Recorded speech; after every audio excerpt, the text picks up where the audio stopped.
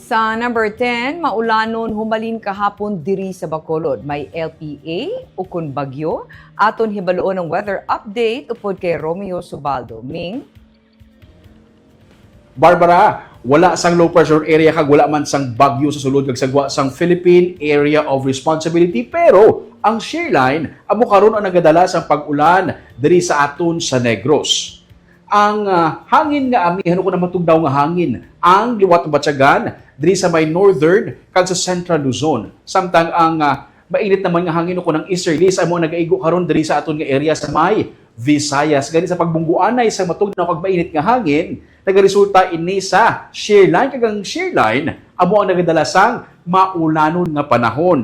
Sini nga semana Valentine's Week no mangin maulanon sa gihapon na aton experiencehan but silingod mangin matugnaw hindi lang sa mga ula sa partner kundi literally mangin matugnaw ang ini nga semana dala sang maulanon nga panahon. Laban-laban kun hapon kag kun gabi nagabuo ang ulan dala sang shear line. Tandaan nga ang shear line magadala sang pagbaha. Matandaan ta kung madumduman ta sa itong nagligad nga weekend ante sa bagyo nga basyang, ang shear line amo nagtugas sa pagbaha diri sa Bacolod City sa banwa sang Tubo. So kag sa Sagay City gani balantayan man ining shear line kaya ang masobra posible nga magresulta ini sa masobra 1 ka oras nga pagbubuo sa ulan kag may mo man ini magresulta sa landslide. Kag ini manginakat sa panahon sa siningas semana whether we like it or not. Balik sa imo, Barbara.